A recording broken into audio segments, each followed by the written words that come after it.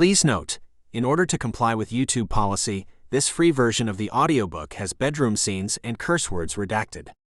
If you would like to read the full text, please get the ebook or print version of the story. Chapter 1. Holly. I stare at the pink plus sign, unable to believe my eyes. After blinking my eyelids several times to clear the symbol away, the blasted thing is still there as if it's mocking me. This can't possibly be right. Pregnant? Me? I'm barely able to take care of myself, let alone anyone else. I'm still sitting on the toilet staring at the offending pee stick and trying not to have a complete panic attack when Phoebe raps on the stall's door. Holly, are you okay in there? I'm getting ready to make the big announcement of this month's matched couple, but wanted to wait for you. After clearing my throat, I try to find my voice. Despite how much I hope to sound normal, my tone emerges in a breathy squeak. Yes, I'm fine. Go ahead without me. I'll be out later to see who is paired with December's man of the month. Phoebe doesn't fall for my weak attempt at sounding calm. Her voice is tinged with genuine concern when she says, You don't sound okay. What's wrong? I take a deep breath in an attempt to force my heart rate back down into a somewhat normal range. My stomach is just a little upset. It's no big deal. Don't make everyone else wait for me. Technically, the upset tummy excuse is the truth. I've been queasy for weeks and now I know why. If you're really okay? The woman sounds uncertain about leaving me, but I'm sure she secretly wants to get back out to the group waiting for her in the bar. She's the matchmaking application's creator and the ringleader of this popular meeting. The way her face lights up with joy when she announces the new matched couple each month makes it obvious that this is her true calling. I'm positive, I assure her before adding, get back out there and do your thing. Phoebe remains outside the stall for a long moment as she thinks it over. Eventually she says, Okay, but if you're not out there in 10 minutes, I'm coming back to check on you. Deal, I quickly agree, hoping I can manage to pull myself together before she returns. After she leaves the restroom, I wrap the pregnancy test in some toilet paper and dispose of it in the stall's trash receptacle. As soon as I dump it, I wonder if that is the kind of thing a good mom would hold onto as a cherished memory. Shaking my head, I realize that I certainly wouldn't want to see anything my mom had peed on, so I sincerely doubt if my child will want to see the first evidence of his or her existence. Confident that I made the right call, I emerge from the stall to wash my hands. A woman who has obviously already had a few drinks stumbles into the restroom. She has smudged black mascara under both eyes. After looking me up and down, she says, You look awful. The rude stranger makes her way into the stall I just left, so I turn to stare at my reflection in the mirror. She's right. My skin's pallor has a greenish hue that makes me look a bit alien-esque. The paleness of my tone accentuates the dark half-moons under my eyes. My normally lush mane of hair is stringy and hanging limply over my shoulders. I look even worse than I feel, and I have absolutely no business being at a matchmaking meeting in a bar. The last thing any eligible bachelor would want is to be paired with a pregnant hot mess of a woman like me. After I finish splashing cool water on my face and drying with a brown paper towel, the drunk woman flushes the toilet and emerges from the stall. She barely spares a scowl and glance at me before turning to leave the restroom. I cringe at the realization that she isn't going to wash her hands, but decide it isn't my place to comment on it. When I see that she has a long trail of toilet paper stuck to her shoe, I step forward to put my foot on it. As I hold onto it, she walks out of the ladies' room without ever knowing the tissue tail was there. She may have been a bit harsh with me, but I prefer to rise above. Besides, it's not like her assessment that I looked awful was inaccurate. Perhaps my good deed will bring me some positive karma. I could definitely use some of that right now. As I walk out of the restroom, I wonder if I should buy a journal to jot down all of the useful life lessons I want my child to learn, like being kind to others who may be fighting battles we know nothing about. Suddenly it hits me that in a matter of minutes I've gone from being completely self-centered and pouting about my long-lasting flu bug to thinking of important principles I want to teach my child. My queasiness isn't an inconvenient illness, it's a baby. There's an actual living being inside me. The realization is both terrifying and exhilarating. I grab the back of the chair of one of the excited ladies at the group's table, who is bouncing in obvious hopes that her name will be called as the best match for December's bachelor. Phoebe is in the middle of introducing the tall, handsome man hovering awkwardly just behind her. I half listen as my mind spirals. Suddenly it dawns on me who the father of my baby is. I've only been intimate with one man in the past 20 months. Dizziness overpowers me as I feel what little color I had drain from my face. Beaming a wide smile directly at me, Phoebe says, Great timing because you're the best match. I shake my head as the raging dumpster fire that is my life comes into full view. The bar swims in my vision as I attempt to make sense of this new reality. Phoebe pauses her speech, seeming uncertain how to continue. She gives me a concerned, questioning gaze. Finally she says, I am the best match for December's man of the month. I barely have a moment to enjoy the relief that she has not announced me as the man's match before the entire world spins and goes dark as my body crumples toward the ground. Chapter 2. Holly. The world is still a bit hazy as my eyelashes flutter open. Rather than being on the hard, sticky floor of the bar, I am ensconced in a warm, strong embrace. My head lolls to the side as I take in my carrier's handsome profile.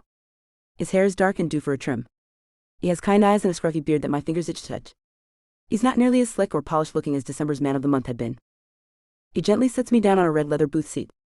It's tempting to rest back on it, but I force myself to remain upright as the bar's owner Evie delivers a fresh cola to me. Her eyes are filled with concern as she says in her naturally sexy drawl, Here, Drink this, hun. Mr. Catch Me As I Fall takes the glass from Evie and gingerly holds the straw up to my lips. My depth perception is evidently off because I pucker my lips out for a sip and miss the straw entirely. The man gives me an adoring look as if I'm the cutest thing he's ever seen, then he tenderly guides the straw to my mouth. I'm suddenly parched, so I take a long pull from the straw before spluttering and practically gagging. Numerous sets of concerned eyes stare down at me, so I say it's regular Coke. Evie gives me a knowing smile before offering, I'll go grab you a diet.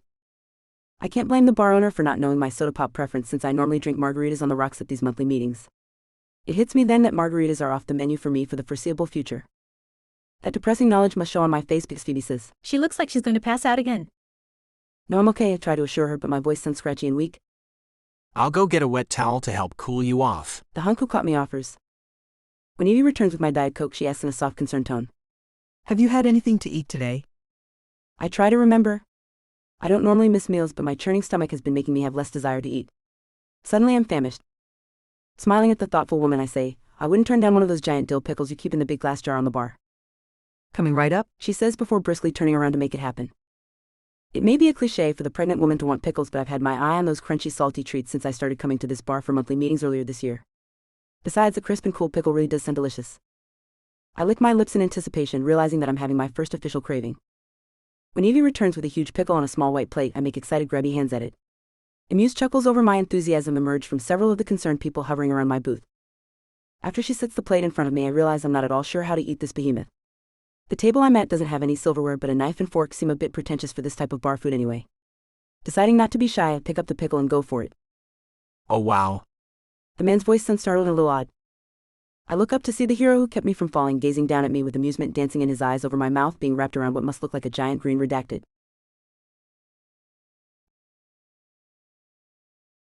Chapter 3 Zane. My mesmerized gaze is glued to the intriguing woman before me. I thought she was attractive before, but seeing her with a big pickle in her mouth makes my genes redacted. I have to use the cover of the booth to nonchalantly shift things around. How could I not think about redacted like that? It would be impossible not to picture it. In fact, I'm sure every male in this place is thinking the exact same thing. Her wide eyes lock with mine, and suddenly I realize I must have said something out loud, but I have no idea what. When her cheeks flush a lovely shade of pink, it's obvious that she has figured out exactly what this looks like, but she doesn't remove the huge pickle from her mouth. Instead, she bites down on it. I cringe and tuck inward as if she has clamped her teeth onto me, when the echo of the massive crunch sounds around the bustling bar. The bar owner turns to the group and weighs in with her opinion. Her color already looks better. Several people nod their heads and murmur agreements as the audience begins to lose interest and disperse. Soon, I am left alone with the beautiful pickle eater, so I sit down across from her at the booth and hand her the damp paper towel. Thanks for catching me, sir, she says, before pressing the cool towel to her flushed cheeks and then chomping another bite of the crisp pickle. I'm a bit taken aback, but try not to let it show when I say, It's Zane Alexander. Nice to meet you, Zane. I'm Holly Hennessey, she says as I gape at her. She seems oblivious to my open-mouthed stare as she rambles. I'm not normally one to faint. I don't know what's going on with me. Well, actually I do. But I had no idea it would be like this. In fact, I don't know what to expect at all. I guess I should get a book or something. Do you know anything about pregnancy? When she pauses, she gives me an expectant look. Rather than a coherent answer to her question, my voice sounds disconnected from my body when I ask dumbly, Pregnancy? She doesn't seem to notice my stupor. Instead, she continues, Yes, I just found out myself. Crazy, huh? You're the first person I've told. I can't imagine what my parents are going to say about how irresponsible and unprepared I am, but I'm excited to tell Gran. She's a hoot and she'll help me figure things out. Her long-groomed brows cinch closer together as she says, Maybe I should wait to tell people until I've been to the doctor to make sure everything is okay. Without waiting for me to formulate an answer, she continues, I just found out about the baby tonight, so I haven't really had a chance to think this through. I took the pregnancy test right in there. She points in the direction of the ladies' room. After looking over there, my gaze snaps back to her. There's a question I need to ask her before she begins rambling again. My voice catches in my throat as I ask, Do you know who the father is? Her expression pinches, and her lips purse, making it obvious she's perturbed by the question before she snaps. Of course I know who the father is. Breath expels from my lungs at this news, until she tilts her head to the side and says, Well, sort of. My heart feels like it's going to hammer its way right out of my chest as I wait for her to expand. I want to ask her, but my mouth isn't working properly, so I merely stare at her without blinking. She leans across the table as if she's sharing a great secret with me. I've only been with one man recently. I was shattered over my ex-boyfriend Liam's engagement announcement, so I got really drunk and slept with some random dude at a hotel in the Florida Keys. I feel the color drain from my face, but she goes on without noticing. I crept out of there in the wee hours of the morning without getting a look at his face, and I don't remember him at all. Staring at her, I try to figure out if this is truly happening. The woman of my dreams, whom I spent the best night of my life with, doesn't even remember me.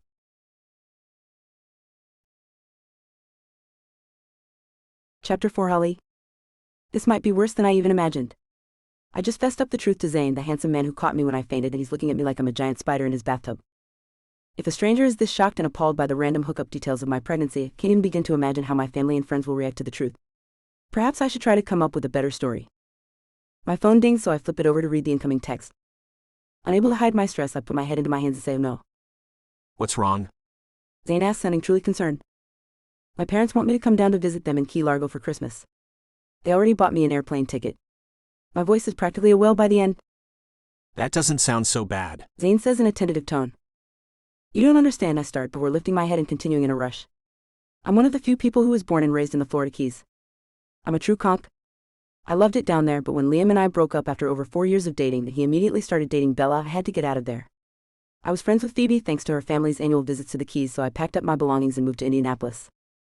Feeling a strange need to justify my decision, I became a jewelry designer and I work for one of the most premier stores in the area. I've built a great life here for myself. I'm sure you have. He assures me, sounding sincere. So, what's the problem with returning to the Keys for the holidays? Liam and Bella are having an engagement party just before Christmas. Our families are friends, so I'll be expected to go. The last word drags out as I finally let the tears emerge that have been threatening all evening. Zane reaches across the table to take my hand. His grip is warm and reassuring. Do you still love Liam? Yes, I answer immediately. After thinking it over, I decide no. I don't know. Realizing that Zane isn't comprehending the issue, I add, I don't think I love him anymore, but that doesn't mean I want to show up at his engagement celebration pregnant and alone. I'm pregnant and alone and my ex is getting married. I splutter the second reminder to let Zane know what a colossal disaster this is. He nods his head solemnly as if my blubbering has made sense. Suddenly his gorgeous eyes light up with an idea. What if you didn't have to go alone? That would be great, but I just turned down the date with December's man of the month. Besides, it's not like eligible bachelors will be beating down the door of a knocked-up woman for a date. His thumb brushes across mine as he offers. I could go with you. The suggestion is a soothing balm to my frazzled nerves. Beginning to dare to hope, I ask in a shaky voice, he would do that? Absolutely. I love the Florida Keys. He answers as if I would be the one doing him a favor. Suddenly I can envision it perfectly. Walking in with gorgeous Zane on my arm will fix all of my problems. I don't bother to hide the excitement in my voice when I say, you can pretend to be my boyfriend. We will make the announcement about the baby, and people will assume you're the father. Once everyone believes our fake relationship, we can stage a breakup. Zane looks significantly less enthusiastic about my genius plan than I feel, but I'll get him on board somehow. It's too good to pass up. Unable to contain my excitement, I jump up and pull him into a hug. He wraps me tight in his embrace and it feels wonderful until it doesn't. Suddenly my stomach roils. I yank back from Zane's arms just in time to keep from hurling on him as my morning plus noon and night sickness kicks into overdrive. We both stare in horror at the unsightly pickle green splatter on his shoes. Embarrassed but unable to do anything about it, I tell him, I think this is how I met my baby daddy too. I'd had too much to drink and got sick on his shoes as I was lunging for the bathroom. Zane quirks a perturbed eyebrow in my direction when he says noncommittally,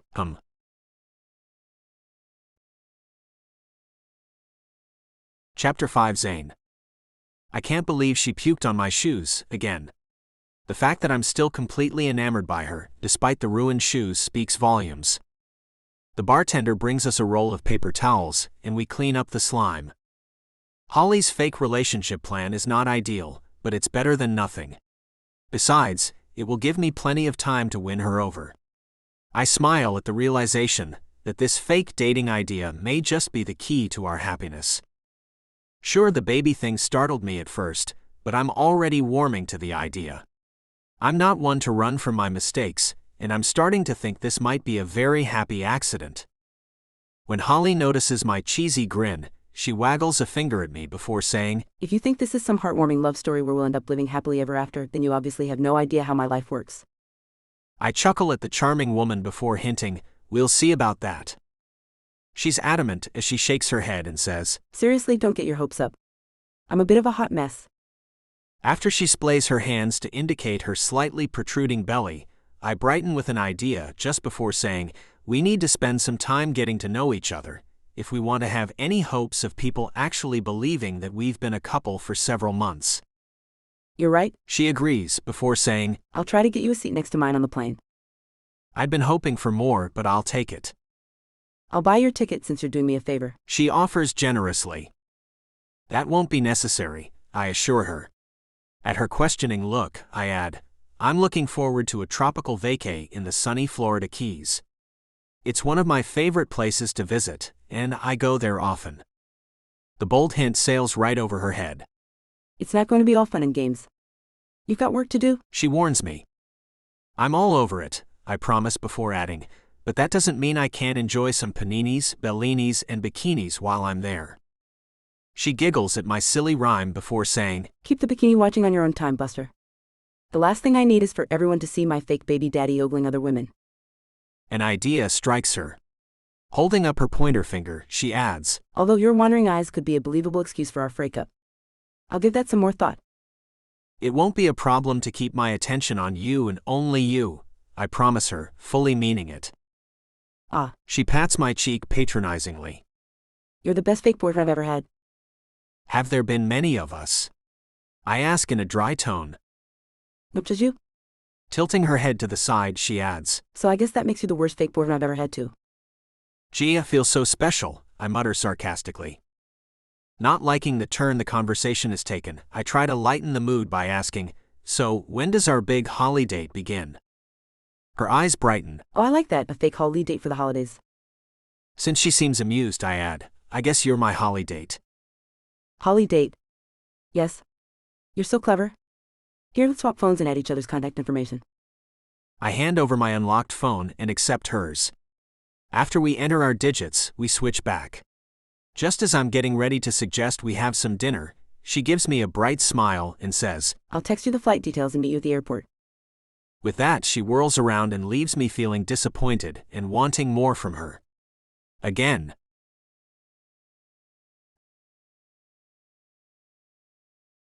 Chapter 6 Holly. I'm excited, nervous, and anxious all rolled up into one big bundle of nerves. I'm confident that our Holly dating hoax is going to be a smashing success as long as my family and friends believe that a sexy hunk like Zane would actually choose me. It might be a long shot, but it could happen. He's going to help me save face with my family and Liam. Plus, he'll give my baby's father a face and name, which is far superior to admitting I don't even remember the guy. Since I can't quite believe Zane agreed to the wacky hoax, there's no way I'm going to stick around long enough for him to change his mind. After deciding it is best to get out of here before he comes to his senses, I'll make a quick exit so I can go home and scheme our plan. Wanting to be organized rather than following my usual helter-skelter way of doing things, I stop by the drugstore to get some index cards for Zane to study our fictional backstory on the plane. While I'm there, I pick up some club soda and saltines. Neither sound particularly appetizing, but they seem like items a queasy pregnant lady should have on hand. Once I'm home, I scan over my practical purchases. My chest puffs up with pride over how responsible I've already become. Perhaps this parenthood gig will be just the nudge I need to finally get my life in some type of order. I sit down and start writing the details of our fake courtship on the index cards. My goal is to make it fantastic but still believable. Suddenly feeling famished, I open the saltine box and tear into one of the sleeves. I haven't eaten one of these crackers since Gran used to take care of me on sick days when I stayed home from school. She would always bring me a large bowl of lukewarm chicken noodle soup from a can with saltines on the side and a red plastic cup of 7-Up. Nostalgia nearly overwhelms me as I stuff one of the crackers into my mouth. It's dry, salty, and not nearly as delicious of a treat as I remember. My phone rings and I'm delighted to see Zane's name pop up on the display screen. I want to answer immediately, but I'm still mauling the dry cracker around in my mouth. I attempt to swallow it, but it only seems to grow larger. After I manage to choke part of it down, I jab at the green dot to answer my phone. Hello? My best efforts to sound sexy or at least normal completely fail. I try to swallow more of the cracker, but this time I cough. Bits of cracker spew out of my mouth onto the table. It has to sound disgusting in Zane's ear. I'm just glad this isn't a video call. Holly, are you okay? True concern edges his voice. I open a can of room temperature club soda and take a large gulp before answering, yes, I'm fine. Just got a bit choked on a cracker. My voice still sounds scratchy. It's a good thing this isn't a real relationship because Zane would certainly be running fast and far in the other direction by now. Do you need help? I'd be happy to come over, or call someone for you. He offers gallantly. Smiling at the charming offer, I answer no, that won't be necessary. Wanting to change the subject and hoping he's not calling to back out of our arrangement, I ask what's up. Oh? He sounds a bit taken aback by my abruptness, but he quickly recovers. I wanted to let you know that I got my tickets for the trip. The seats next to yours weren't available, so I upgraded you to first class. He says it nonchalantly, as if the significant amount of money is inconsequential. I blink numerous times before blurting out, I didn't take you for the country club type. My family has some money. He says, sounding almost bashful about it. I've never flown first class before, I reveal, sounding as mesmerized by the idea as I feel. It's not a big deal. He murmurs. Maybe not to you, princess, I say before wincing with regret over calling him that. Sometimes my mouth speaks before my brain has a chance to filter it. He's silent for a long moment, and I wonder if he's going to cancel on me and send me back to my basic coach seat on the plane. Proving he's a good sport, he barks with laughter before admitting. I guess I am a bit spoiled. Honestly, I've never flown coach before. It might be fun to see what it's like in the back of a plane. Wanting to shut down this train of thought before it fully takes root, I say, trust me, it's not. Thank you for the upgrade. I gladly accept.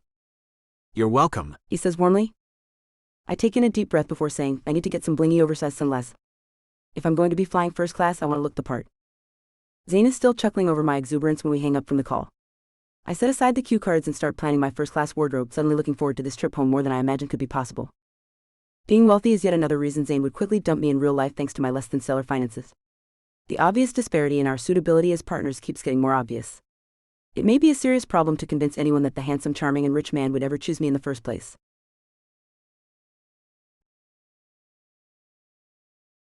Chapter 7 Zane. Holly is as excited as a young child on a magical Christmas morning as we take our seats in the front of the airplane. Her eyes are wide as she looks all around and appreciates the many things that I normally take for granted. Kicking out her feet, she squeals. Look at all of this legroom. I nod, completely enamored by her. When our flight attendant hands her a hot, wet towel, she bugs her eyes out at me before asking, What is this for? Just to refresh before we take off, I answer as I use mine to wipe my hands. She leans over to say, I want to bury my face in it, but I worked hard on my makeup. I had noticed she is wearing a lovely shade of red lipstick that perfectly accentuates her floral dress, but hadn't said anything other than a generic, "You look great," when we met at the terminal. Even those simple words had made her cheeks flush to match her rosy lips. Evidently, she hasn't had enough sincere compliments in her life, so I'll need to remedy that. She uses the towel on the back of her neck. Tipping her face up and closing her eyes, she savors it before murmuring, Ah, so magnificent. Yes, I answer, thinking more of the woman than the towel. When the flight attendant comes around to collect the used towels, Holly seems to not want to give hers up. She quickly scrubs it up and down her arms and uses it to wipe her hands before reluctantly handing it over. Holly digs around in her carry-on bag before pulling out some index cards and a silky eye mask. She hands the cards to me before saying, Here. Study these. I want to look the part of a first-class passenger, so I bought an eye mask to wear while I nap or at least pretend to sleep. She leans in to add, I may be a bit too excited to actually fall asleep. As an afterthought, she adds, But if I do, don't let me miss any treats from the flight attendants.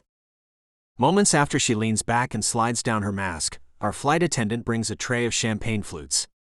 I hold up my hand to decline, but Holly's intuition must be on overdrive because she lifts the silky mask to see what's going on. When she makes an excited, grabby hand motion for a glass, I shake my head before saying, I didn't think you'd want any in your condition. I glance down at her stomach. As soon as comprehension dawns, her entire body deflates. In a flat tone, she says to the friendly woman, I better not. Thank you, though. Feeling bad for Holly, I lean up to whisper in the flight attendant's ear. The woman nods and swiftly turns around to head to the front galley.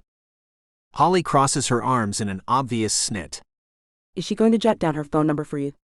You're not going to be able to flirt like that while we're pretending to be a couple, at least not until it's time for the big breakup scene.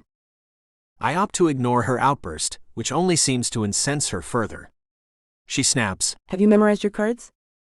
Not yet, I answer calmly. When the flight attendant returns, she hands Holly a champagne flute. Holly glares at the glass in confusion, refusing to accept it, until the woman says, Your ginger ale, ma'am. Holly's face immediately brightens as she accepts the drink. Oh, thank you. After taking a sip of the bubbly liquid from the fancy glass, she admits, That was very sweet of you. I have my moments, I answer dryly. At her side-eyed grin, I add, I just didn't want you to miss out on any of the benefits of being in first class. She nods before saying, Yeah, because this trip will most definitely be my only chance to enjoy it. It doesn't have to be. I almost voice the thought out loud, but I need to admit the truth to her before I declare my feelings to her and allow things to turn serious between us. Testing the waters, I ask, have you thought about trying to track down the baby's father? Oh, you mean the guy who took advantage of me when I was too drunk to have enough sense to stop him? I have to force myself not to double over as her words hit me straight in the gut. I can't believe this is what she thinks. Her fuzzy perception of our night together couldn't be further away from my clear memories of it. Although I know I need to set things straight with her and explain what truly happened, I'm terrified of losing her and our baby before I really even get a chance to know either of them. I know in my heart that I didn't take advantage of her or the situation, but if that is what she believes, telling her who I am now would risk everything. Cursing the situation, I huff out a breath and stare at the ceiling. I spend the rest of our plane ride trying to figure out how to make her understand without blowing up our very real-to-me relationship before it has time to truly begin.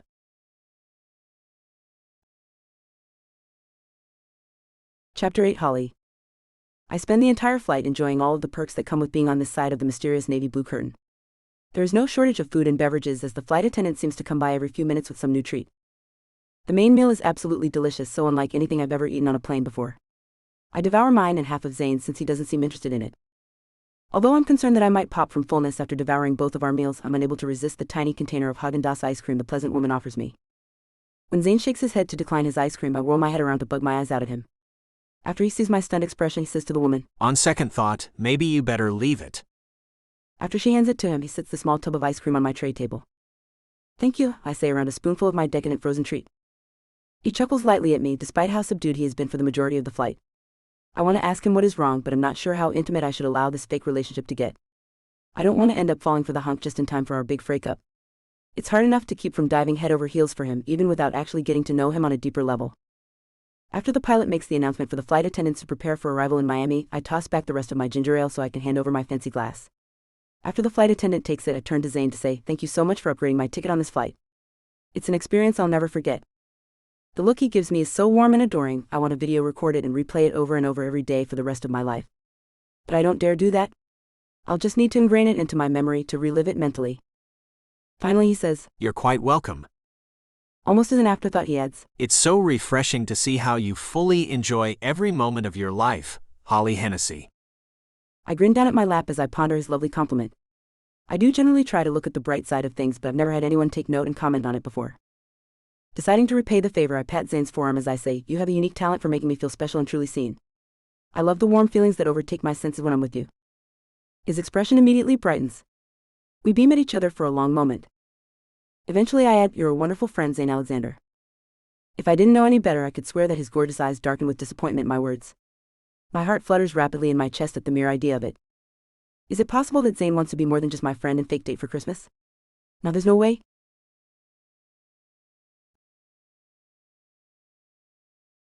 Chapter 9, Zane. It had seemed like Holly and I were having a true romantic moment on the plane, until she flat-out friend-zoned me.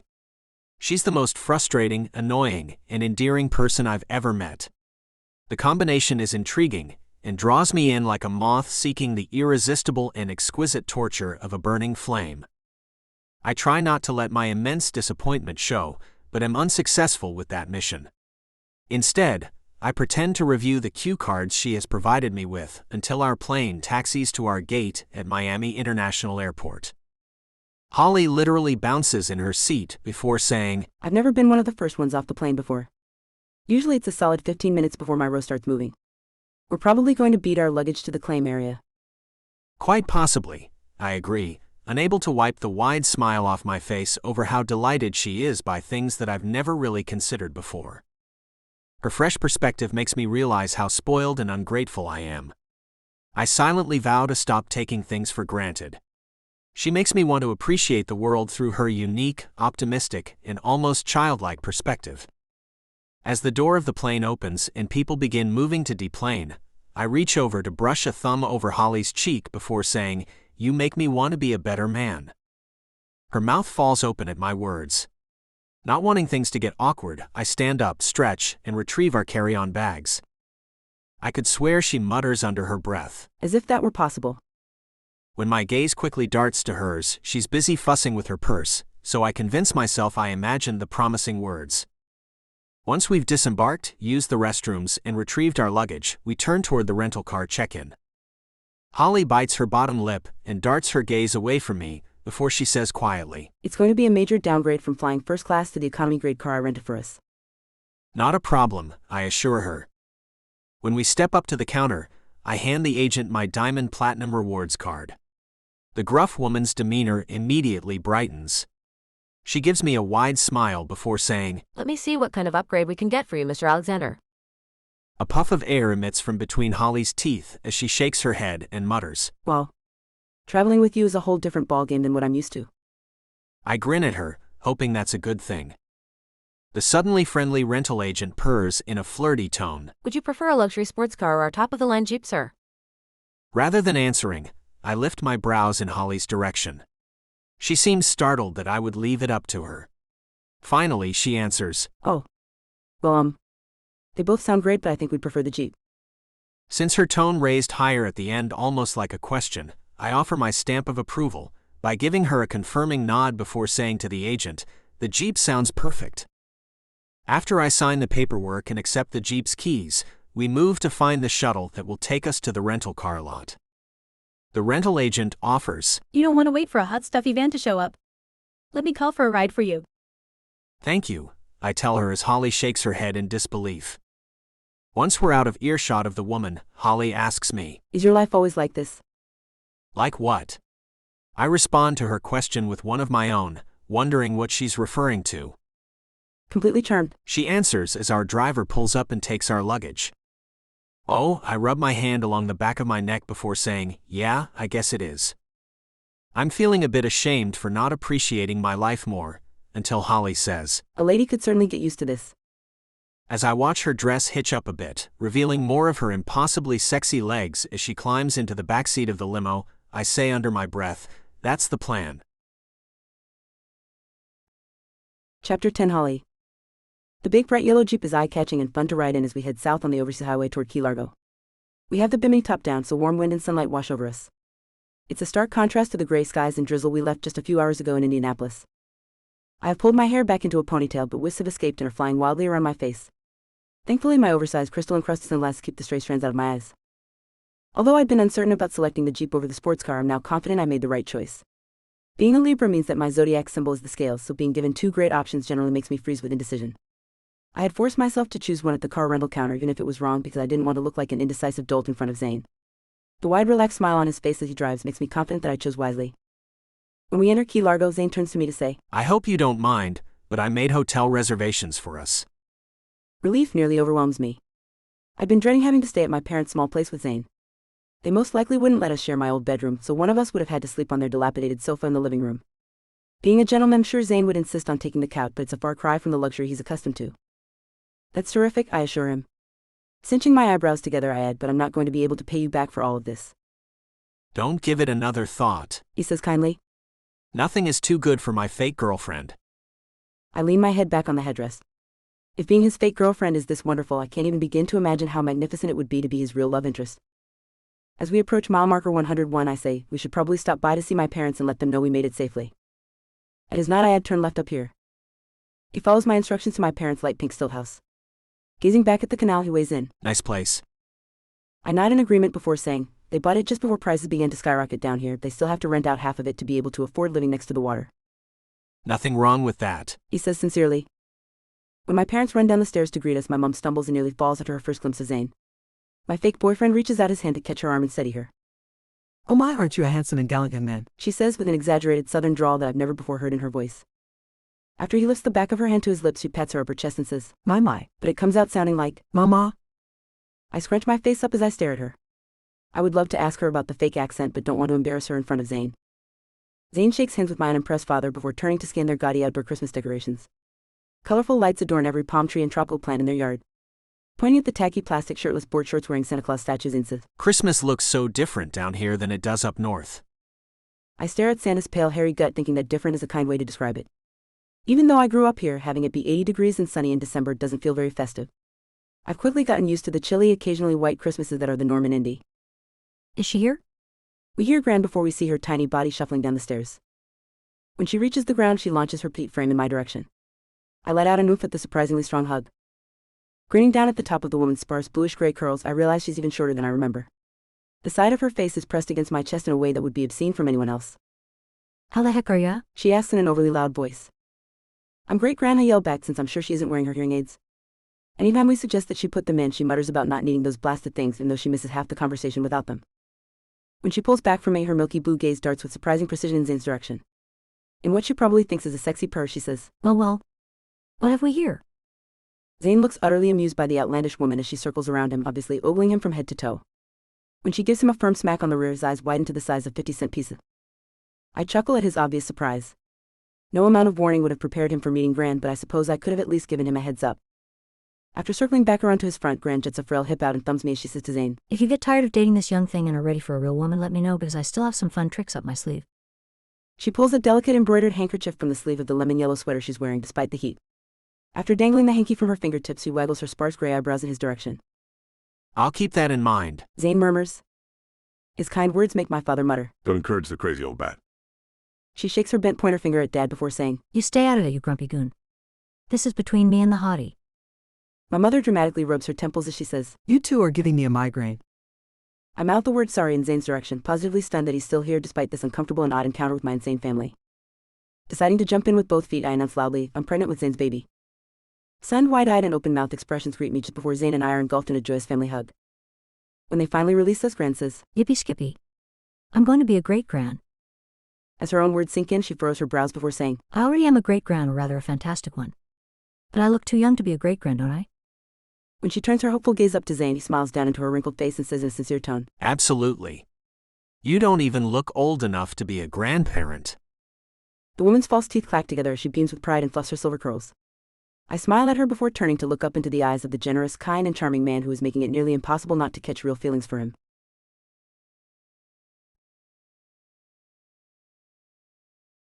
Chapter 11. Zane. I had considered pulling the hotel only has one room available routine to force close proximity to Holly, but decided against it. If I'm lucky enough to share a bed with her again, I refuse to have any doubts that she wants it as much as I do, although she was actually quite adamant about demanding it the first time. When I knock on the door that connects our suites to see if she's ready to leave for the engagement party, she sounds a bit surprised when she calls out, Yes? After opening the door and peeking in, I ask, Are you about ready to go? It's obvious by her relaxed pose in the whirlpool tub that is the centerpiece of the room that she isn't even close to being ready. She suddenly sits up and sloshes water over the side of the tub. The bubbles cover her voluptuous chest, but just barely. Her voice is frantic when she asks, What time is it? About 15 minutes before the party starts, I answer, without having to look at the time. Her eyes widen in alarm. Oh no. I must have completely lost track of time. This warm water is just so relaxing. I've never stayed in a room that had a spa before. I walk over to pick up the large, fluffy white towel from the tile beside the tub. After spreading it out and holding it up for her, I say, It's okay for us to be fashionably late, but you probably better get ready, unless we want to miss the party completely. That would be fine by me, She mutters, before adding, but that would defeat the purpose of making sure everyone sees me with you, my fake baby daddy. Since she's just sitting there, seeming lost in thought, I shake the towel to remind her it's time to get moving. She bites her lower lip before saying, Didn't have a bathing suit, so. When she lets the sentence trail off, my eyes dart involuntarily down to the bubbles glistening in the water. My swallow is audible in the quiet room. Despite my attempt to sound normal, my voice comes out scratchy when I say, I won't look. I turn my head to the side to prove that point. She stands, and I hear the water sluicing from her naked body as I hold the towel up for her. This is a true test of my willpower. I've never wanted to peek at someone so much in my entire life. Deciding to be honest with her, I keep my gaze averted as I say, "This is the hardest my eyes have ever worked." Her laugh is throaty, happy, and impossibly sexy as she accepts the towel and wraps it tightly around her. I hold my hand out to help her step onto the bath mat on the tile that surrounds the tub. Once she has her footing on solid ground, I turn to look at her. Her hair is piled high on her head, and she makes that plain white towel look sexier than lacy lingerie. Not wanting to stare until things become awkward, I force myself to head toward our connecting door. Pausing and turning back, I say, "I'm not sure if soaking in hot water for an extended period of time is great for the baby." She gasps despite my non-accusatory tone. Her palms cover her abdomen as she squeaks. Oh no, did I just cook the baby? "I'm sure it's fine," I try to reassure her, but she's already snatching up her phone from the dresser, presumably to Google it. Her eyes are frantic when she looks up from her phone and wails, You're right. It's bad for the baby. I'm going to be a terrible parent. I rush to her and pull her into my arms. "Holly, no. You're going to be a wonderful parent. A terrible parent wouldn't care this much about something that probably won't amount to anything at all." You really think so? She blinks up at me as if I have all of the answers, even though I feel like I don't have any of them. "I know so," I assure her, sounding confident despite my lack of knowledge in this area. "One thing I do know for sure is that making her worry about something that has already happened won't help anyone." It showers only for me until after this baby is born. She says before tightening her arms around me and saying, Thank you for being so wonderful. All of my blood rushes to redacted as she presses into me, wearing only a towel. I gulp in a breath, knowing it's only a matter of time until she notices. When she stiffens in my arms, I know she feels redacted. We stay frozen like that for a long moment, as I wonder how she will react and hope she won't be offended. Suddenly, she pulls back and says in a scratchy voice, I better go get ready. With that, she runs toward her bathroom, as if she's frightened or repulsed by my obvious physical reaction to her. Darn it.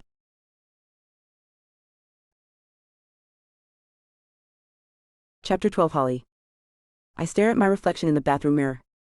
There is no denying what I felt redacted against my towel-covered belly when I hugged Zane just now. But it doesn't mean anything. Does it?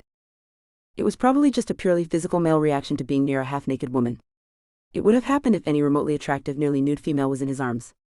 Right? Despite how much I keep trying to remind myself that his redacted doesn't mean I'm special to him, I can't seem to wipe the cheesy grin from my face.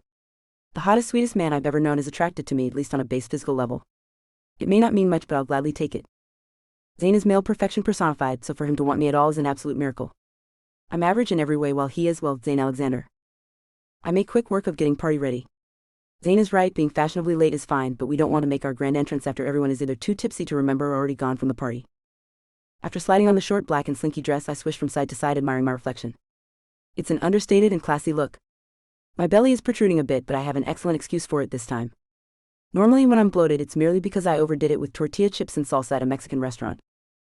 I pull my long hair up into a sleek top knot before releasing a few wavy tendrils to soften the look. After adding some shiny pink lip gloss, I silently declare myself to be ready. My toes wiggle in my silver sandals as I stare down at them. I'm glad I went with the seashell pink polish for my pedicure. It looks pretty and not nearly as showy as the iridescent poppy color I considered having applied.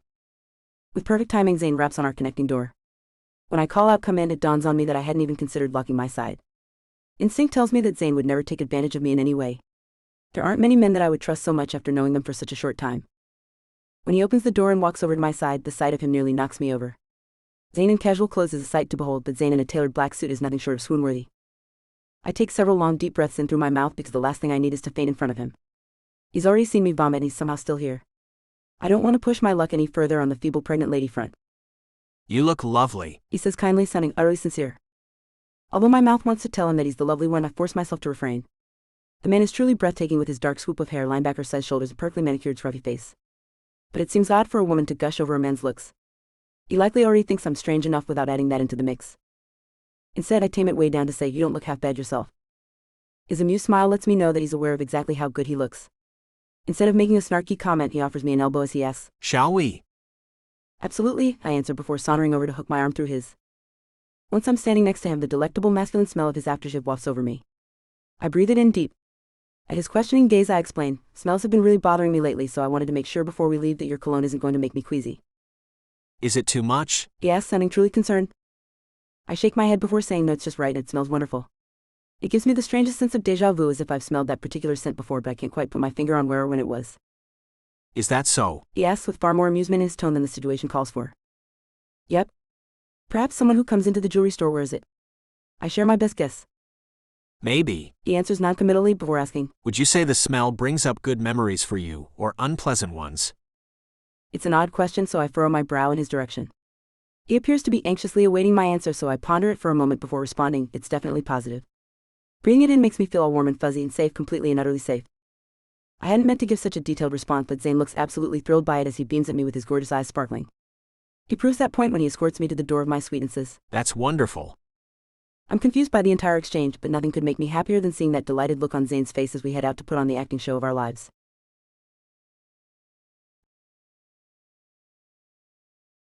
Chapter 13. Zane. Holly's positive memories of my cologne have to be a very good sign. I'm sure of it, and it thrills me more than I want to admit. Sooner, rather than later, I need to tell her the truth as I remember it, and hope she can align it with her fuzzy memories of that fateful night. But tonight, we have a job to do. I'm going to help her save face with her ex before, hopefully, sweeping her off her feet and switching our fake romance into a real and lasting one. She gives me the simple directions to the Bayside restaurant where the engagement party is being held. I love how nearly everything in the long, narrow Keys is simple to find based on the mile marker number and which side of the road it's on. It would be so easy to slip into the island lifestyle down here, especially since the big city amenities of Miami are just over an hour's drive away. I'm wondering if I will be able to talk Holly into returning down here to build a life together when she wrings her hands together and asks, What if they don't believe our story? They will, I assure her with much more confidence in my tone than I actually feel. I would prefer to keep it simple by sticking as close to the truth as possible, but the index cards she gave me detail an intricate, outlandish backstory that involves us working together to save a frail, filthy kitten from a sewer drain. I'm happy to go along with whatever meet-cute story she thinks is best, as long as it brings me closer to having a legitimate romantic relationship with her. It's just a shame that we'll have to keep up the lying into our old age. Perhaps once we're married and settled with kids and a dog, we can fess up the truth. Everyone will probably have a good laugh over it. The key will be convincing Liam. He's super smart and intuitive. I don't want to look like a fool in front of him, she says with significant worry evident in her voice. Her words are like a bucket of ice water over my head. I want to ask her why she cares so much about what her ex thinks, but I'm too terrified to hear her answer. The only logical reason I can think of for his opinion to matter so much to her is that she still has feelings for him. Realizing that is a sucker punch straight to my gut. It's all I can do to keep from doubling over as I pull in and park at the waterfront restaurant. Not seeming to sense my significant discomfort, Holly weighs in with her assessment of the recently refurbished establishment. Swanky? I nod my agreement, not trusting my voice to come out steady, before moving to get out of the Jeep. By the time I make it around to Holly's side, she has her door open and is climbing down. I rush forward to assist her. I'm not that helpless, she snaps. Trying not to take offense at her brisk tone, I say, just trying to be a gentleman. Her expression immediately softens. I know. I'm sorry for being snippy. I'm just super nervous that this isn't going to go well. I put my arm around her, hoping it will make her feel confident and secure as we head toward the classy restaurant's outdoor beach area where the party is already in full swing. Well, look at all of this light-colored sand. She sounds truly impressed. Turning toward me, she clarifies. Despite what most people assume, sandy beaches are actually quite rare in the Keys because it's mostly a rocky or mangrove-covered coastline. I nod my head as if this is news to me, not wanting to let her know yet how much time I've spent in this area. Gran's exuberant voice steals our attention as she squeals. Yay. You're here? She runs up to us and wraps her arms around my waist to hug me as if we've known each other for years. Hello to you too, Gran. Holly mutters, likely perturbed that her grandma has completely ignored her in favor of embracing me for so long it's becoming uncomfortable. When the tiny woman finally releases her hold on me, she tips her head up to say, I've been saving a dance for you. Come on. She takes my hand and pulls me toward the outdoor dance floor, leaving me little choice except to follow her. I look back and raise my shoulders in Holly's direction. She proves she's a good sport by chuckling at the outlandish woman's antics. Once we're on the dance floor, Gran snuggles right up and leans her head on me. I'm sure the intent is for her to be resting her head on my shoulder, but she's so short, it's actually more at my stomach level. Knowing that we must look preposterous, I try to figure out what to do with my hands. Finally, I gingerly place my palms on her tiny shoulders, attempting not to press any weight down on them. Just as I'm wondering if my belly is gurgling into her ear, Holly's parents dance our way. The woman hisses at Gran. What are you doing with him? He's Holly's date. The older woman rears back and glares at her daughter. Don't think just because you're grown up and bigger than me that I won't take you over my knee for showing disrespect, young lady. Holly's mom, who must be in her late 50s, purses her lips like an angry, reprimanded teenager. Holly's dad takes his wife's dismay as his cue to jump into the fray. Leave the young man alone, you shrivel like. Who are you calling shriveled, you lazy bag of bones? Gran fires back at him with her eyes alight with vigor from the name-calling one-upmanship. Lazy? The man half-shouts. Who pays the bills to live a life of leisure under my roof? Holly stomps onto the dance floor and halts their bickering before her father has a chance to think of an appropriately harsh name to call his mother-in-law. Holly hisses in their direction. Stop it. You're making fools of yourselves. When her father's mouth snaps shut at the chastisement, Gran takes the opportunity to poke her tongue out in his direction. At this childish display, Holly's mom begins rubbing her temples as she moans. Oh, my aching head.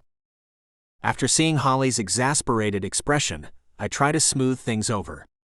I lift Gran's liver spot-covered hand up to my lips to press a kiss to it, then say to her, "Thank you so much for the dance. You are as graceful and light on your feet as a ballerina. Now, if you don't mind, I'm going to take your beautiful granddaughter for a spin around the dance floor." Gran titters over my compliment and chaste kiss of the back of her hand. When she finally releases her other hand's hold on my waist, I step back and give her what I hope is a gracious and gallant bow. It must work because she giggles and finger waves at me as I move to stand in front of Holly. "May I have this dance?" I ask her, trying my best not to sound like an awkward schoolboy. Absolutely. Holly answers, sounding relieved. Once we move out of earshot of her family, she says, Let's get as far away from those weirdos as possible.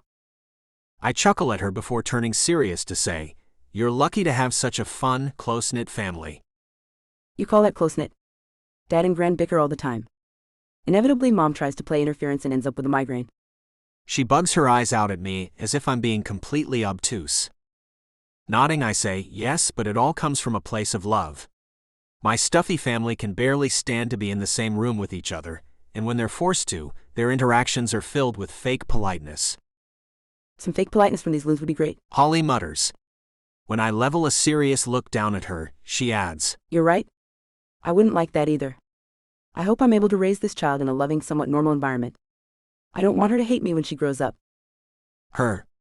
I ask, raising my brows.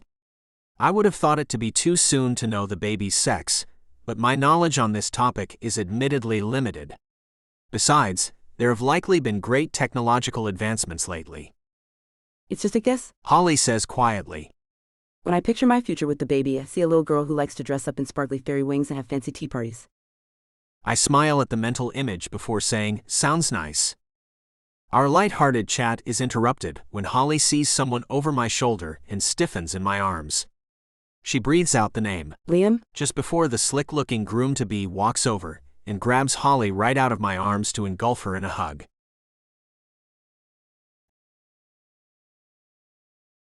Chapter 14. Holly. This is the moment of truth. Liam has spotted us, so Zane and I need to make our ruse believable. My entire body tenses as my ex approaches us. There's no way he's going to fall for this. Zane does an excellent job of looking like an annoyed and jealous boyfriend when Liam pulls me in for a friendly hug. Holly, darling, so glad you could make it. Speaking of fake, I can't believe I never noticed how over the top Liam's tone can be. After he air kisses both of my cheeks, he pulls back to have a good look at me before weighing in with his opinion. You look absolutely radiant. You're positively glowing, darling. As I stare at my ex, I realize how polished his appearance is. It's almost too refined, as if a rainstorm would completely ruin his entire look. In contrast, Zane has the rugged good looks of a man who would kiss a woman senseless during the pouring rain and look even hotter with wet drops falling from his thick black hair. Zane gently pulls me closer to him and places a possessive arm around my shoulders as I give Liam a brittle smile and thank him for the obviously insincere compliment. Liam turns a raised brow in Zane's direction before asking in a much less friendly tone. And who is this? Before I can answer, Zane dives in to say, I'm her loving fiancé and the proud father of her unborn child. She threw up on my shoes at our first encounter, and my heart has belonged to her ever since. He's jumping ahead and veering away from my planned script, but the stunned look on Liam's face has me instantly forgiving Zane for the impromptu changes. Liam is still bugging his eyes out in our direction when Bella slinks up behind him. She glares at me through her narrowed cat-like eyes and lets sarcasm drip from her tone when she says, Holly, you made it. Great. So nice to see you, Bella, I say, sounding just as disingenuous as she had. She quickly turns her attention from me as if I'm not worthy of another moment of her time. Her eyes widen as she drinks Zane in from head to toe and back up again. Her voice magically transforms into a sexy purr as she ogles him and says, I don't believe we've met. The man by my side answers the tall, thin woman who could easily pass for a supermodel in a detached and disinterested tone. I'm Zane. So wonderful to meet you, Zane. I'm Bella. Her voice is husky and flirtatious as she flicks her long golden hair over her shoulder. It's obvious by her sparkling eyes that she's expecting a significant reaction from him. She's most likely used to having men immediately fall at her elegant, pampered feet whenever she turns on the charm.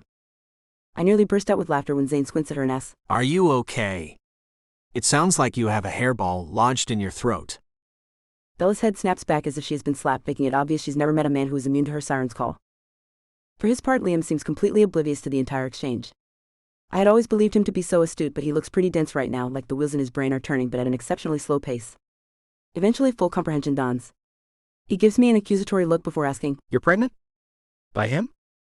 Oh, so virile. Bella takes another shot with Zane. My eyes bulge at the bold woman's audacity. She already stole one man from me. That is more than enough. I'm considering kicking her long, shapely shin when Zane answers, Yes, my sperm can't get close enough to Holly. He gazes down at me as if I'm the only person he's ever found attractive. It's all I can do to keep the laughter at bay. He's really laying it on thick, and I would have preferred he not mention his sperm, but his sincere-sounding proclamation has obviously stunned the happy couple. They are both gaping at us with their mouths hanging open.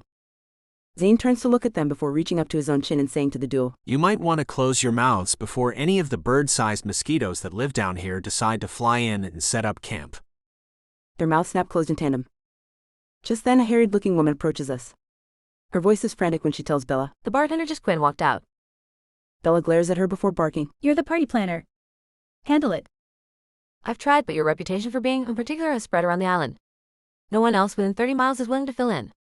The woman cringes away as if concerned that Bella is going to physically lash out at her. This is unacceptable. Bella's screech is so high-pitched I'm concerned the crystal stemware might shatter. Zane's deep, calm voice breaks the awkward silence after Bella's outburst. I can tend the bar. Rather than being grateful, the blonde bride-to-be sneers at me. Your boyfriend is a bartender? She spits the last word as if it's a crime. Unperturbed, Zane corrects her. I'm Holly's fiancé. The look she gives me then is overflowing with false pity. I lift my chin as I say, yes, Zane is a bartender. It's one of his many talents. Apparently, the way I enunciated the word many hits home because Liam lets out a disbelieving puff of air before he says, Like knocking up women out of wedlock. Bella shakes her head and makes a tisk sound with her mouth before she stage whispers. Barefoot and pregnant by a bartender, yikes. Even though I know she isn't being literal, I look down at my sandal-covered feet before saying my feet aren't bare. Zane chuckles, then gazes down at me. Loud enough for the other couple to overhear, he says, It sounds like Barbie and Ken need me to save their party. My hero. I beam up at him, delighted by how realistic our fake romance seems. The man lifts my hand to his soft lips for a sweet kiss before he turns toward the outside bar. I stand there staring after him and marveling at how such a simple touch could make my entire body tingle with an electric zing of pleasure.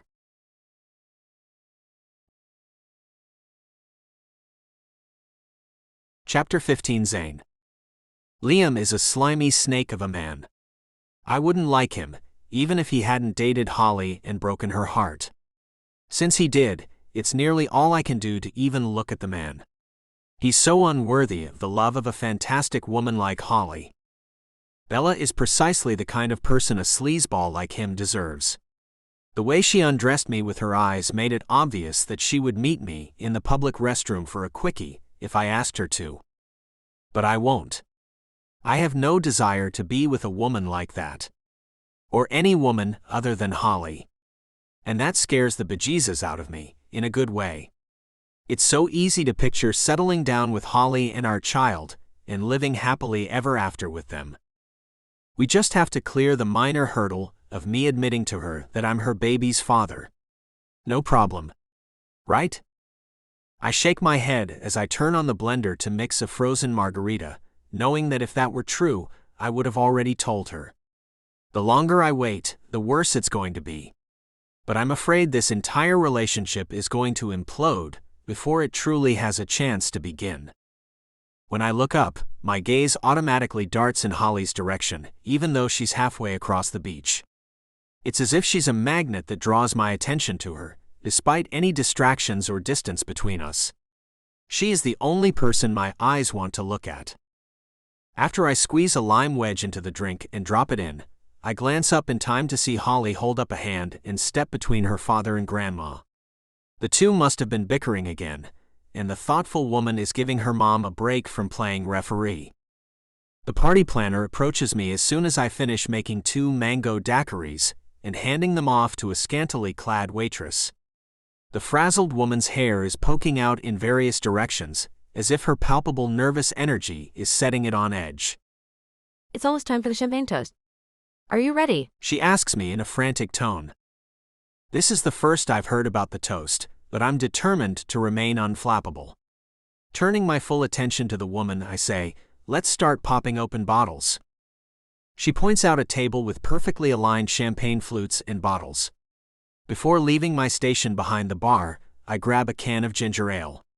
After pouring most of the contents of the can into a flute, I flag down a waiter wearing a tuxedo with shorts and ask him to deliver it to the woman in the swingy black dress on the dance floor. Holly is slow dancing with her dad, likely to distract him from fighting her grandma. Holly holds up a palm to refuse the drink, until comprehension dawns on her lovely face. After she accepts it and takes a tentative sip, her gaze darts to me, without having to search around, as if it has been magnetized as well.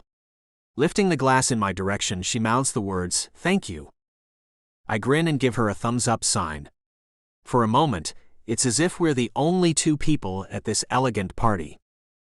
Get busy. The stressed party planner hisses at me as I share the warm moment with Holly from across the sand. It's tempting to point out that I'm not getting paid for this, and that I'm just offering my assistance to save the woman's butt, but I opt to take the high road and turn my attention to opening and pouring the fancy champagne. Once the glasses are distributed to the gathered crowd, several people attempt to make endearing, uplifting toasts about the happy couple, but they all fall flat. The jokes are met with awkward pity chuckles, and the anecdotes make the bride and groom seem as petty and unlikable as I've found them to be in the short time since I met them.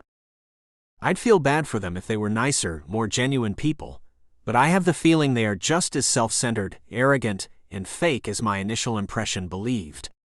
Not that I'm one to talk about being fake right now, but even my pretend relationship is backed by more real feelings than theirs appears to involve. Seeming to sense that this isn't going well, Liam cuts off the half-hearted toasts by lifting his own glass and saying, To Bella, the love of my life. No one who came before you matters to me in the slightest, and there won't be anyone else after you because you are my one true love, baby cakes.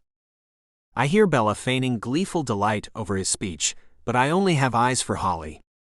The color completely drains from her complexion as her face crumples into a mask of hurt feelings and despair as she stares at her ex, who has just proclaimed to the world that she doesn't matter to him. The crowd makes catcalls and whistles as Liam tips Bella back for a long dramatic kiss, but I don't even spare a glance in their direction as I rush forward to catch Holly in case she passes out. Once I'm standing in front of her, she blinks blankly up at me. Her eyes are filled with heartbreak, and her voice comes out sounding completely flat as she tells me, Baby cakes is what he used to call me. It hits me then that the jerk is doing this on purpose to hurt Holly, rather than out of love for his bride-to-be.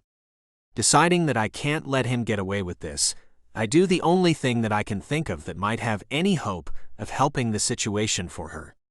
I take Holly into my arms, lean her back, and press my lips to hers in the romantic kiss to end all kisses.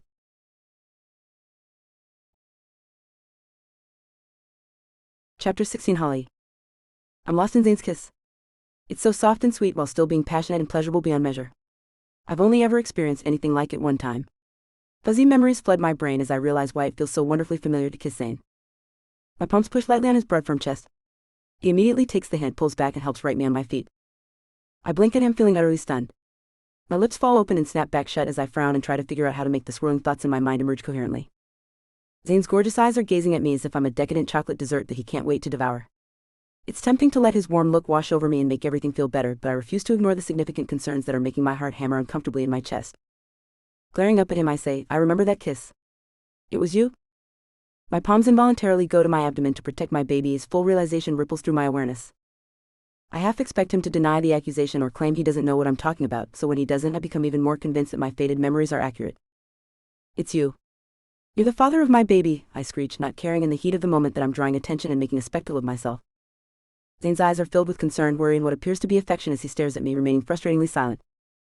"Deny it," I dare him, lifting my chin in his direction, knowing intuitively that he won't put forth a denial because he can't. Gran steps forward and says loudly, I can't keep a secret worth diddly squat, so everyone here probably already knew you got knocked up. You don't have to yell about it. The good news is, with this hottie as the father, your child is sure to be a looker. Several people in the crowd chuckle awkwardly at her bold statement of approval, but I ignore her. I'm too consumed by the realization that Zane lied to me and has continued lying to me this entire time. "How could you?" I ask him. My voice is barely above a whisper, but I know he hears me. I was going to tell you. He starts, but I cut him off by rolling my eyes and muttering, "Right?" Please. He holds out a hand in my direction, but I snatch mine back from him as if it has been scalded. The sad realization that I have been burned by him courses through my veins as I struggle to keep the tears at bay that are clogging my throat. Now that Zane's kiss has allowed some of my memories to start to return, mental snapshots of our night together flash through my mind. Vivid images of soft touches, lingering kisses, and tangled limbs as we rolled across the mattress together take over my brain. I lift a hand to my forehead to try to stop them.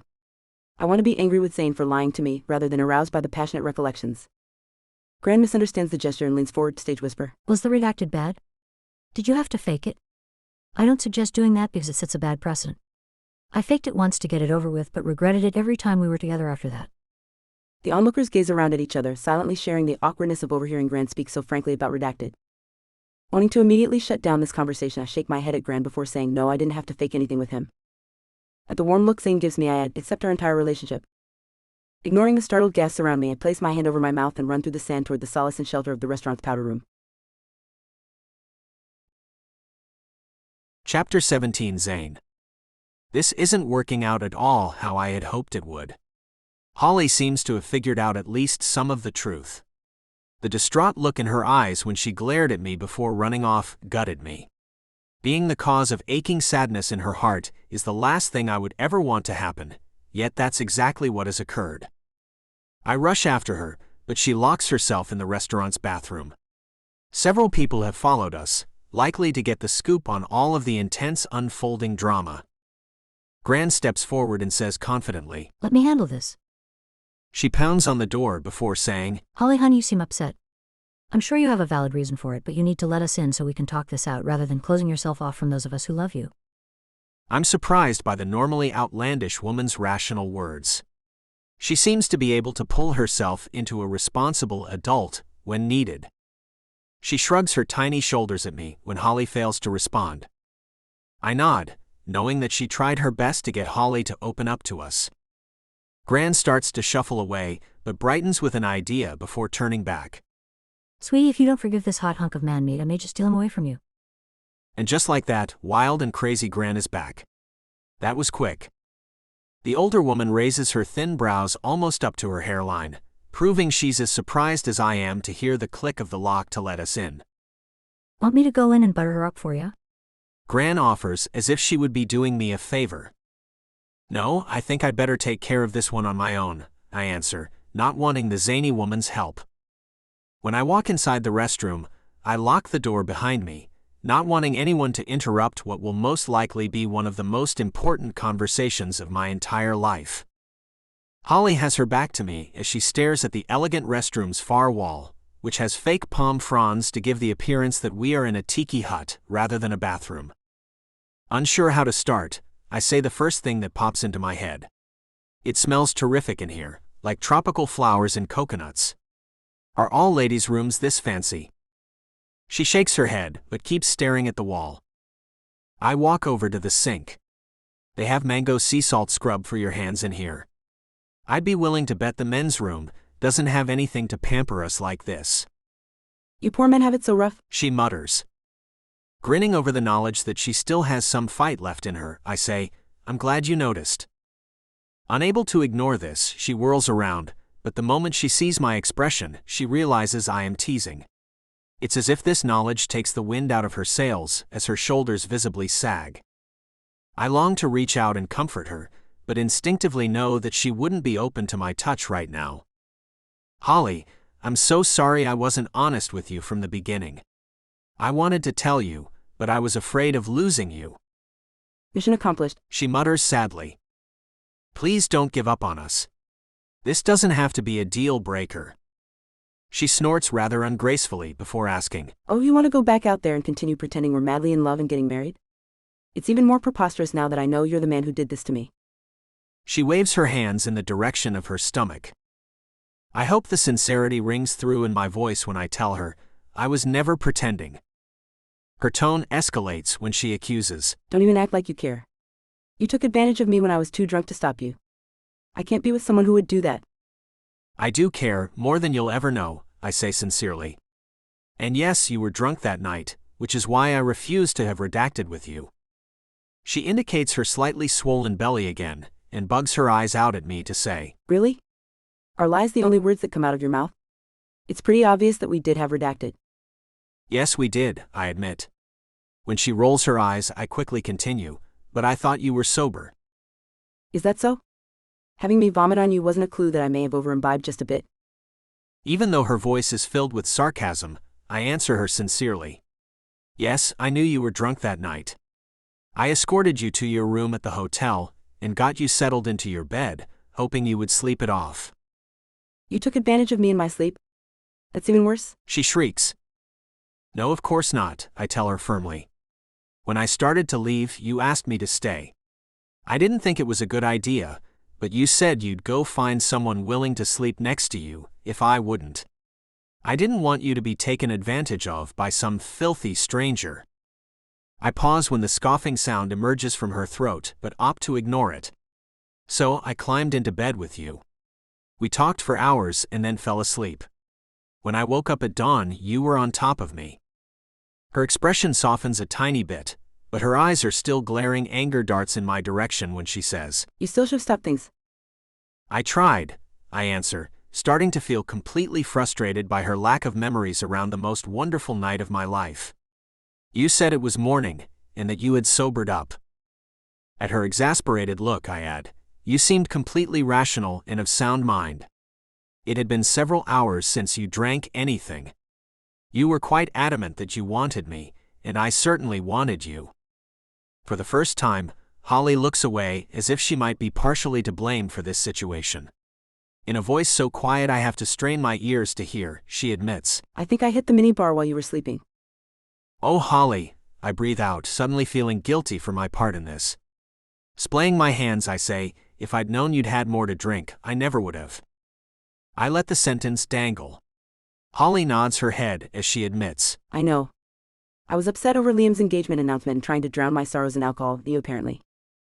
The anger in her expression has morphed into guilt. Wanting to let her know she has nothing to feel bad about, I say, it may not have been ideal circumstances leading up to it, but what we shared together was remarkable, Holly. It was real, raw, emotional, and beautiful. I was truly devastated when I woke up and you were gone. Looking down at the tile floor and hoping this isn't the final nail in the coffin of our relationship, but needing to be completely honest with her, I add, that's why I had to find you. Holly's wide gaze darts to mine as comprehension dawns. She sucks in a breath before darting past me and out the door.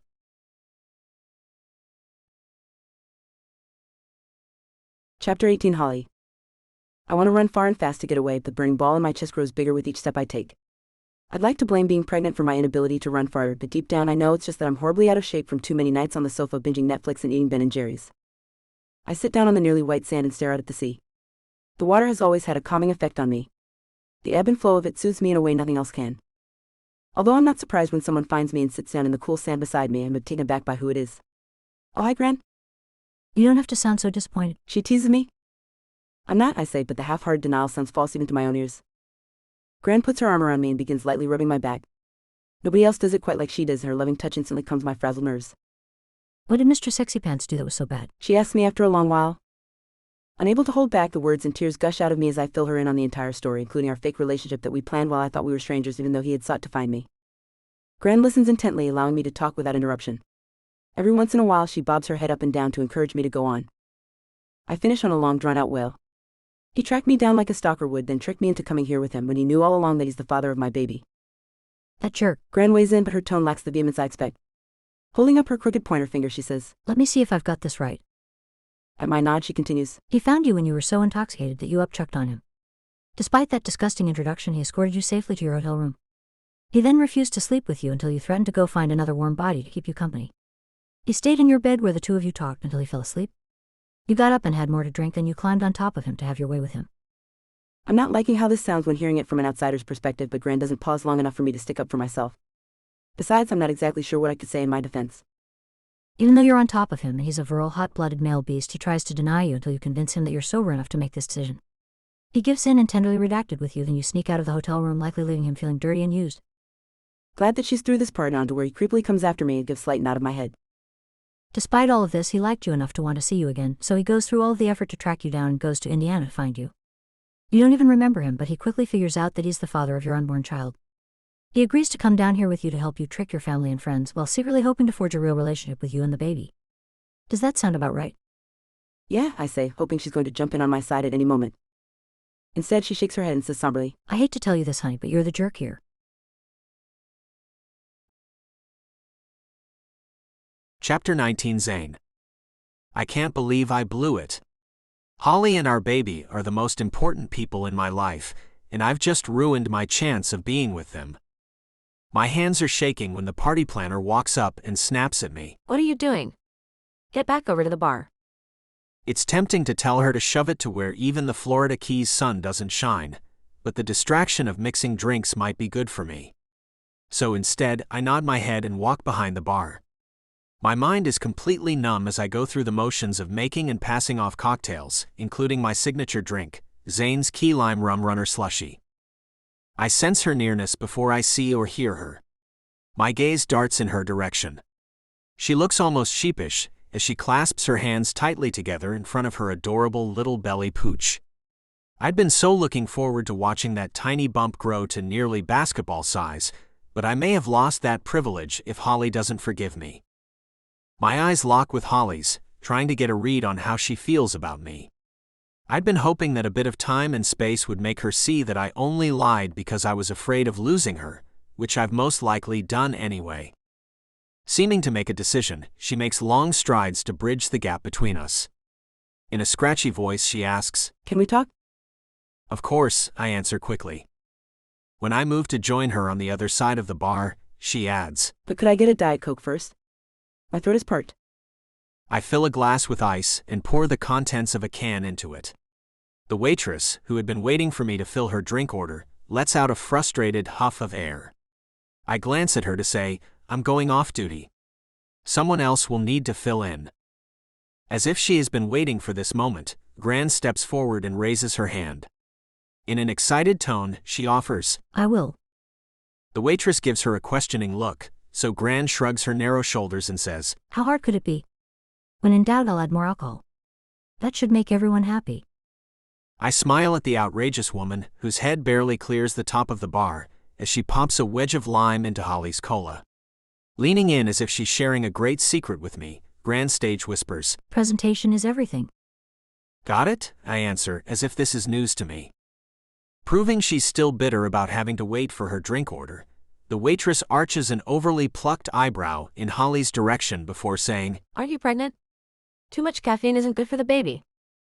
Ignoring the significant amount of judgment dripping from the woman's tone, Holly answers, I limit myself to one a day, which is 4 or 5 less than I used to drink.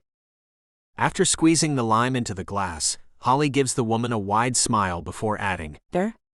Now it's full of vitamin C, it's practically a health drink. The waitress glares at her, but refrains from saying anything further. Gran starts sloshing random alcohol into glasses. Looking up at me, rather than at what she's pouring, she says, Go talk. I've got this under control. That's what we're afraid of? Holly mutters, but she turns to walk back out toward the deserted area of the beach. I follow after her, trying to keep my breathing even, despite the fact that my heart has jumped up into my throat. This is the moment of truth. If Holly says she doesn't ever want to see me again, I don't know how I'll survive it. She and our baby mean everything to me, and I can't fathom not being an integral part of their lives. As we walk, I hear Gran shout that she's like that handsome Tom Cruise fellow in the movie Cocktail. I just hope she doesn't decide to try flipping the bottles or any of the other flair bartending tricks they used in that classic movie. If she does, it's sure to create quite a mess. Deciding she and this party are not my problem, I rush to catch up with Holly to find out whether the rest of my life is going to be fulfilling and overflowing with love or desperate and alone.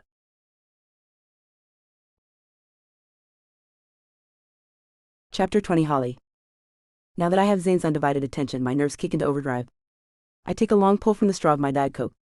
The burn of the cola feels good and helps quench some of the scorching in my throat, so I quickly suck down the rest of it. Zane grins at me as if I'm the most amusing being he's ever encountered before taking the empty glass and setting it on a nearby table. We better talk before you need the restroom again. Yeah, we probably don't have long, I agree. We both chuckle lightly before going silent. My heart is hammering in my chest when I blurt out, I've been a total jerk.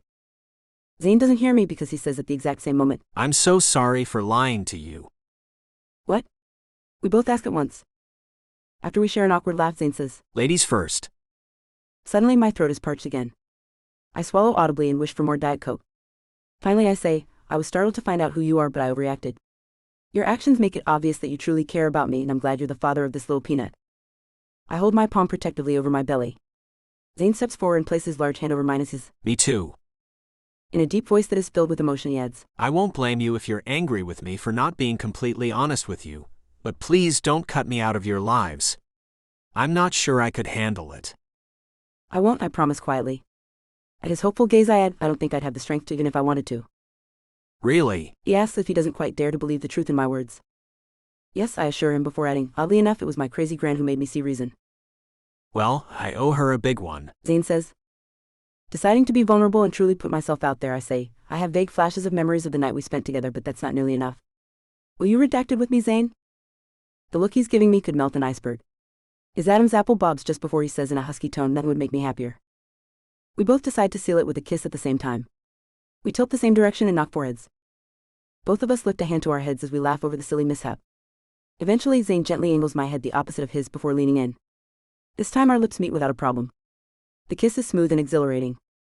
When we finally pull apart, we beam at each other before running hand in hand and giggling to the Jeep. It's all I can do to keep my hands off the irresistible man beside me as he drives us to the hotel. Suddenly, my life has made a complete about-face in the right direction. I've gone from being pregnant and alone to giddily paired with the father of my unborn child. Now it's time for the two of us to make it official by proclaiming our intense feelings for each other through redacted. I'm so excited and anxious, I fumble with the key to my room. Zane takes it, but his hand is shaking too. Eventually, he gets the door open and we lunge inside. We stand close together, already breathing heavily. He gazes down at me as he says, It feels like the first time, even though I vividly remember every detail of our actual first time. I nod my head, unable to find the right words to express the mixture of anxiety and delight swirling through my veins.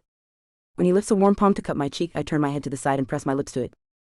Sweet, beautiful Holly, I can't believe you're mine. He whispers reverently. I'm the one who can't believe it, I answer quickly. When his eyelids lower slightly with concern, I add, because you're too amazing for me. Relief floods his gorgeous gaze before he says, Absolutely not. It's the other way around. Not wanting to bicker with him in this moment, I merely smile up at him. This allows me to see the moment the shadow of doubt darkens his eyes. I step forward to bridge the tiny gap of space between us. Pressing against him feels wonderful, but I don't want him to have any lingering concerns about us, so I ask, what's worrying you? Are you over Liam? He asks, sounding truly concerned. Liam who? I joke. At his half smile, I realize this is truly bothering him. Grabbing the sides of his face with both palms, I say, Zane Alexander, you're the one and only man for me. I just need you to promise me one thing. Anything. He breathes out, sounding utterly sincere. Giving him an ornery grin, I say, don't ever call me baby cakes. He chuckles before saying, Deal. Our lips find each other for a long breath-hitching kiss. From that moment on, we are done talking.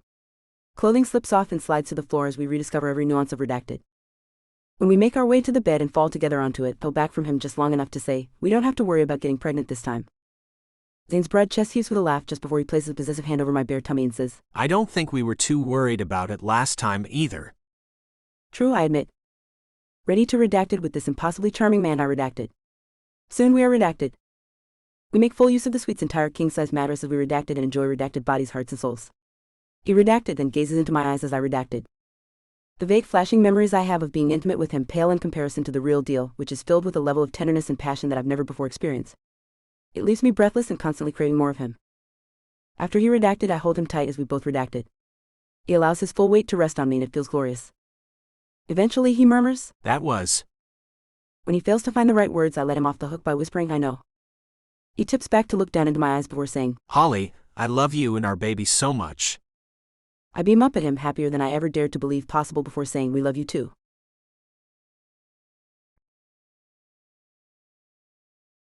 Epilogue 1. Holly. Zane and I are redacted when the loud pounding on the hotel suite's door startles us awake. My eyelids flutter as I try to make sense of where I am and what day it is. Gran's voice shouts, Merry Christmas Eve. Unplug from each other and get out here. We're going out for breakfast. I bug my eyes out at Zane and ask, it's already Christmas Eve? I hadn't realized we'd spent so much time locked away in this room, only taking breaks from ravaging each other for room service and sleep. Zane says, I had the feeling it had been a few days. I'm worn out, but in such a wonderful way. I chuckle at him before scurrying to grab a robe and tossing Zane's pants to him. Once we're both relatively decent, I fling the door open and hiss at Gran, keep your voice down. There are other guests here. She flicks her wrist at me before saying, Pshaw. Everyone here has probably heard you two redacted into the wee hours of the night anyway. Gran? I glare at her, but when I turn and see the amused look on Zane's face, I reluctantly admit, probably. Gran lets out a giddy giggle over my naughty admission. Dad chooses this moment to peek his head around the corner of the hallway and ask, What's taking so long? I'm hungry. They were buck naked. Gran tells him matter-of-factly. I cringe over having my dad hear this, even though he knows I'm pregnant. At my perturbed look in her direction, Gran raises her thin shoulders before saying, What? You were. I don't blame you. If I had this hunk alone in a hotel room, I'd be naked with him too. This time it's Zane's turn to wince, but he has the decency to look away so he doesn't hurt her feelings. Not sensing that she said anything inappropriate, Gran says loud enough for my dad to overhear, You two get dressed. Your dad's buying breakfast. I didn't say that. he mutters. I grin at the two of them, suddenly appreciating their good-natured bickering. We'll be right out. Zane promises before gently shutting the door in Gran's face. She yells through the closed door, No more redacted before breakfast. I'm wasting away out here. You have my word. Zane tells her. His response seems to appease her because we hear her shuffling down the hallway and griping at my dad. Once we're closed back into the room with some privacy, Zane leans in and gives me a toe-curling kiss that tempts me to skip breakfast with my family. But he sounds excited when he pulls back and asks, Is Christmas Eve breakfast one of your family traditions? My family doesn't have many traditions around the holidays, except for long-suffering sighs and fancy gifts that get returned on December 26th. That's sad, I murmur as I run a brush through my tousled hair. It's okay. I get to be a part of your wacky family now. Walking up behind me to place a flat palm on my belly, he adds, And we'll make some of our own holiday traditions with Peanut. Yes, I agree before saying, we'd better get going before Gran comes back and wakes up everyone in the entire hotel. My parents and Gran have piled into the back of our rental Jeep. Gran looks like a small child sitting in the middle. Dad points that out when he asks, Should we get you a booster seat? She smacks at his chest, making him emit an oof sound before saying, Being petite is better than being a big oaf like you. Any chance the two of you could try to get along through the holidays? My mother asks in a long-suffering tone. What fun would that be? Gran asks, which makes my mother huff out a frustrated breath in response. After Zane wheels the Jeep onto the road, he smiles at Gran's reflection in the rearview mirror. I turn to grin at her too. At least things are never boring when she's around. She only has eyes for Zane when she says, I've been told I'm a bit of a spitfire in case you haven't noticed. Zane says, Oh, I see you, Gran, and I think you're fabulous. Dad lets out a disbelieving sound, but Gran ignores him as she preens and fluffs her silver curls. Once we're seated at the bustling restaurant, we all order the holiday special, banana nut pancakes, bacon, and coffee. Gran points at another table where the occupants are laughing and obviously enjoying themselves. Those three young couples look like fun. Perhaps you and Zane should go introduce yourselves, then you can move down here permanently and you'd already have a friend group. This isn't the playground, Gran. I don't think that's quite how adult friendships work. Lifting her shoulder, she asks me. Why not? Ignoring her question, I say, besides, I already have friends at my permanent home in Indianapolis. About that. Zane says before shifting nervously in the red booth. The blood drains from my head. This is the moment I've been dreading since Zane and I first hooked up this time around. Zane turns to face me as he says, I wasn't just stalking you in Indianapolis. My father leans forward, suddenly interested in Zane's words. Seeming unaffected by Dad's open glaring, Zane continues. My family's company has decided to build a hotel in Indy, so I'll be there for a while to oversee the construction and grand opening. Relief floods my system and the full mess sinks in. I repeat the concerning portion in a flat tone. For a while? Yes? He answers. Taking both of my hands within his, he adds. I know you like your job at the jewelry store, but would you consider coming to work for us? We could incorporate jewelry boutiques into each of our properties. You could control the entire thing, including the pieces we carry. Zane grabs his phone to show me some sketched ideas of potential store layouts as he needs to talk me into his marvelous plan. These are just rough drafts. You can take the project and run with it. We'll do whatever you want, but it does mean traveling around to our various properties with me to get them up and running. I picture the Alexander hotel chain being known for our exclusive turn-down service, signature-scented toiletries, and Holly's unique jewelry designs. What do you think? His voice sounds nervous when he asks the question, so I answer immediately with a question of my own. How soon can I start? Right away. He answers. His eyes sparkle with joy over my enthusiasm about his idea. Yeehaw. Gran shouts, drawing attention from several other diners. Ignoring the strange looks she's receiving, she scrunches up her wrinkled face and asks no one in particular. Or is it hee-haw? When we fail to answer, she shrugs and says. Either way, this calls for a celebration. In a voice loud enough for everyone around us to hear, she yells. Mimosas all around. Mother says firmly. Just juice for the pregnant lady. Gran's loud proclamation brings claps and excited squeals from several of the other patrons. She beams and points at Dad to announce. He's buying. Dad shakes his head and mutters. You're ridiculous. I think it's about time for us to move you into a facility. I'm not going into one of those places. She narrows her glassy eyes at him. Suddenly her expression softens and she says. Besides, you know you love me, you old fuddy-duddy. Perhaps. If love feels exactly like heartburn. Dad answers. Ignoring that, Gran brightens with an idea. Let's open our presents early. My mother is already shaking her head before the entire sentence is out of Gran's mouth. You always try this. We opened presents Christmas morning, not on Christmas Eve. I swear you're worse than a young child. Well, I'm not a child. Gran pouts before shifting gears. In fact, I'm an old woman. Every day you get with me is precious and you should appreciate every moment. I may not make it until tomorrow. We should be so lucky. Dad mutters, but his eyes are dancing with secret amusement over Gran's antics. Gran continues as if she hasn't heard Dad, which is quite possible. We better open presents today just in case. Mom looks exasperated as she says. All right. We'll open presents when we get home, but this means you won't have any to open tomorrow. The warning does nothing to quell Gran's excitement as she bounces in her seat and begins trying to guess what her gifts are. I lean over to whisper to Zane, are you sure you want to join this crazy family? Absolutely positive. He answers, giving me a loving look. When Gran finally figures out that she isn't going to be given any hints about her presents, she turns to Zane to say, I can't wait for you to open your gift from me. I hope you like skimpy boxer briefs. Zane's wide, mildly terrified eyes lock with mine just before we both burst out with joyous laughter over the ridiculous woman. Turning serious, he says to me, Our lives will certainly never be boring. I'm so delighted to get to spend my happily ever after ending with you and our child. Me too, I agree, just before we seal it with a long-lasting, breath-stealing kiss. Some small portion of my consciousness hears my father let out a disgusted huff of breath just before he yells. Chip, please. Want more of Holly and Zane's story? Attend their wedding and the birth of their baby in your exclusive bonus epilogue. Simply visit the following link and tell us where to send it. https://dl.bookfunnel.com/ggpnrlhn8f. Did you find the Easter egg hidden in this first epilogue? The trio of lovely ladies with their partners at a nearby table during breakfast were Fern, Morena, and Trixie. They share all the secrets of their wild and wonderful lives in their diaries. Meet them now in the Keys to My Diary series.